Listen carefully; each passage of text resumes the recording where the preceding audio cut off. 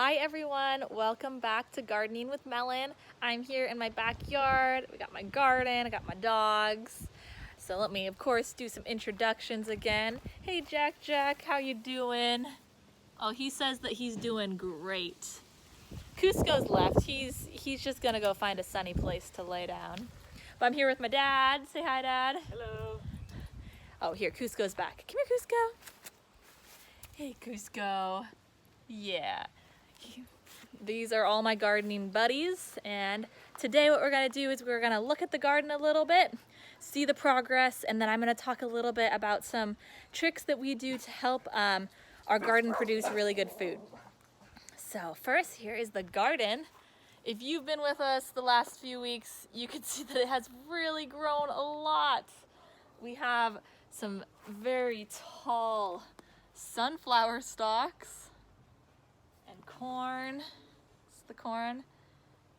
And they're growing together, supporting each other. We were gonna measure and see which has gotten taller. So take a minute, look at our garden, think which one's taller. Do you think our sunflowers are taller or our corn?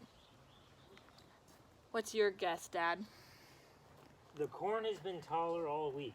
Okay, so his guess is the corn. I'm gonna say the sunflowers. So I think this right here is our tallest sunflower. So can you measure it, Dad, while I hold the camera away? So he's picking up our biggest corn stalk, and Yep, which one was taller? sunflower's bigger. Oh, I guessed right on that one. I wonder if you all guessed right. But yeah, this right here is our tallest sunflower. It hasn't gone to flower yet, so pretty soon, maybe, well, not that soon, but in a little while we'll start seeing sunflowers, so that'll be nice. I think the tallest plant in our garden, though, is our tomato plant. So this is one of our tomato plants. You can see it's all the way up here. What my dad's doing here is that he's feeding it through the cage. We're trying to keep it growing up and not out. So we put it through this cage so that it can be supported as it grows up, because we want it to get lots of sunshine and not stay down low. So our tomatoes are doing really good. This is one of our tomato plants. And as you can see, we got some big ripe tomatoes. We got this one here too. Oh, they're not ripe, ripening. They're still very green. And I don't know about you, but I like my tomatoes red or orange. But we got a ton. I wanted to show you our strawberries. At the beginning, they were these tiny little plants, and now they have these huge big flowers, and we got lots of green strawberries. See them hanging there?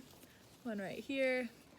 And we are working very hard to keep the roly-polies and the snails away from them, because they don't care if they're ripe. They want to eat them now, but we want them to get ripe, and we do like to share, but not with the snails. I wanted to also show you our cilantro plant. It has these delicious leaves right here that a lot of people use as herbs in salads or cooking, and we've actually gone ahead and trimmed ours down. So you want to trim it down and make sure to harvest it before it bolts, so before it flowers and goes to seed. And the reason you want to do that is because once it flowers, it changes the flavor, and it doesn't taste like that delicious cilantro that a lot of people like. But one interesting thing is the seeds that come from the flowers are actually coriander seeds, which people also like to use in cooking.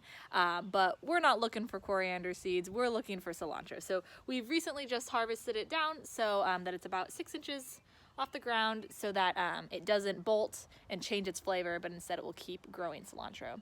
But sometimes you can't really stop it from bolting. Sometimes cilantro kind of gets away from you. It likes to live in cooler climates sometimes. So some things we can do to help make sure that it doesn't get too warm and decide, oh no, I need to go to seed right now, is we keep some mulch, some grass around it to keep the roots cool. Because remember, a plant wants to go to seed so that it can spread its plant everywhere. So it'll make fruit or some other way to spread its seed, and it hopes that the wind carries it away or that a bird moves it somewhere else so that it can keep growing all over the world. But we are not interested in it growing all over. We are interested in having delicious cilantro. Another thing that you can do to help your tomatoes grow really well is once they start to produce a little bit of fruit, you know, like these delicious ones, you can give them a little less water. And that's kind of counterintuitive. You'd think, oh, when something's growing, you should give it more water, right? But once it's young and we're trying to get it to grow big and tall, we give it a good amount of water so that it can, you know, grow up and get big leaves.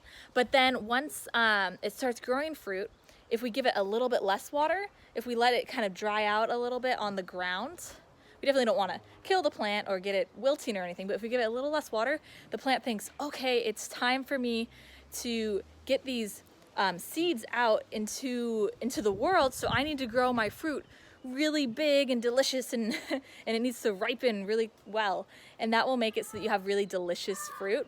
So that's what we're starting to do now that our tomato plants have some flowers, or I mean they already had flowers, but now that they have some fruit, we're going to water them a little less.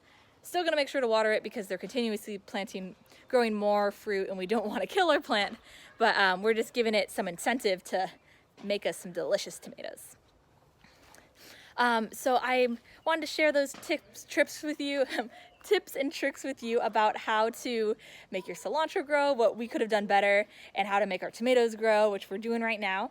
But before I sign off, I wanted to show you two other vegetables and fruits that we have growing.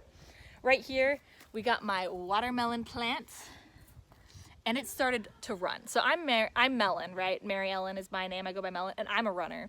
And so are watermelons that are in the garden. They're also runners. So to be a runner as a plant, it means that it has these vines and they run away from the plant. And they're trying to spread out and get lots of sunshine and take over a lot of space. So we planted it right here, but it's run all the way out of the planter box. And that's okay, we're gonna let it hang out over the planter box. We don't mind at all. And they have these cute little First watermelon. curly cues. Yeah. You can see the little vines, and that's because they want to run and attach to something. So I think that's cute. And then look at right here, we have a flower. It's our first watermelon, and actually on the back of the flower, there's that little bulb right here. You can kind of see it.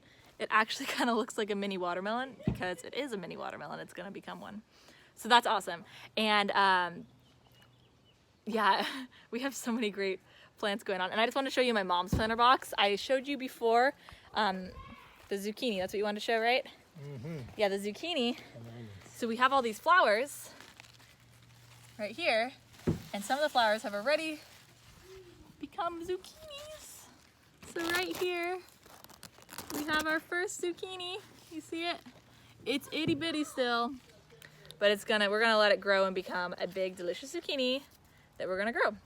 So tune in next week and I will show you more of our fruits and vegetables, and we'll learn a new thing about gardening. But I just wanted to share a little bit about that, and if you have any garden going in your home or in your yard or anywhere, we would love to see it. If you could post it in the comments or tag GSHCC if you post it on a social media. And I just wanted to invite you all to our webinars that we have going on all the time. We have one for 4th and 5th graders that's about gardening and making food, and I'm actually going to be on that one. So if you want to get started and have someone lead you along the way, me and my friend Vine will be there. We have one for art, for cadets, so that's 6th, 7th, and 8th graders. We have all sorts of things with science and outdoors and natures. So please check that out, and I hope to see you on one of them soon. Thanks for joining. Bye. Say bye, Dad. Bye-bye. Say bye, Jack. Oh, he says bye. Oh, yes.